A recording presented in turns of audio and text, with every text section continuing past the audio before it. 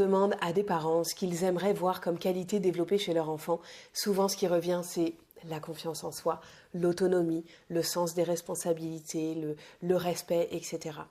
Et j'aimerais vous poser une question, ou plutôt que vous posiez une question.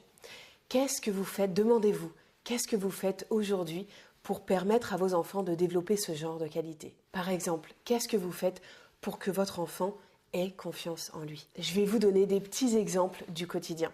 Quand votre enfant décide de s'habiller tout seul, de se chausser tout seul, etc., laissez-le faire, même s'il met beaucoup de temps. Parce que le fait qu'il le fasse tout seul, il va répéter son geste, il va répéter ces gestes-là. Et donc, c'est comme ça qu'il va arriver à s'améliorer un petit peu plus à chaque fois. Et c'est comme ça qu'il va prendre confiance en lui parce qu'il va voir qu'il y arrive. Sauf que nous, souvent, en tant que parents, on est là, mais non, attends, je vais le faire, je vais t'aider, tiens, allez, hop, mets le pantalon, ça ira plus vite, etc. parce qu'on n'a pas le temps. Prenez un petit peu d'avance le matin pour permettre à vos enfants de s'habiller seuls. Si il le demande, évidemment. Autre exemple, quand il entreprend quelque chose de difficile, essayons de le soutenir plutôt que de le freiner dans ses efforts et dans cette volonté qu'il a.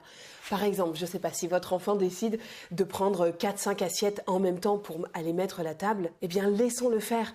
S'il le fait, c'est qu'il en a envie et c'est certainement qu'il s'en sent capable.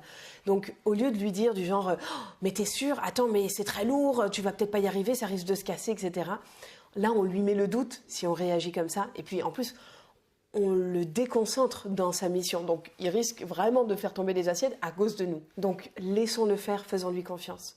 Si nous, on lui fait confiance, lui, il pourra se faire confiance. Alors, si par exemple, dans ce cas précis, vous vous dites, ok, j'aimerais bien lui donner une astuce, plutôt que de prendre les 4 assiettes, il peut les prendre une par une. Eh bien, dites-lui quelque chose du genre, ok, là, regarde, il y a 4 assiettes, c'est très lourd, tu le sais, c'est très lourd. Tu penses que tu peux prendre les 4 assiettes en une seule fois dans ta main ? Moi, je pense que tu en es capable. Si tu veux, tu peux faire comme ça. Par contre, il y a une autre façon de faire aussi, peut-être que tu préfères, c'est de prendre les assiettes une par une ou 2 par 2. Donc, par exemple, tu en prends 2, tu les amènes sur la table et tu viens rechercher les 2 autres pour les amener sur la table.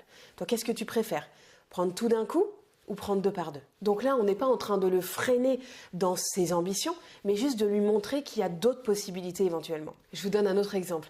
Si votre enfant grimpe super haut à un arbre, vous vous dites, oh, mon Dieu, mais arrête, redescends vite, c'est dangereux, etc. Sauf que là, il est en train de découvrir les capacités de son corps, ce qu'il est capable de faire vraiment.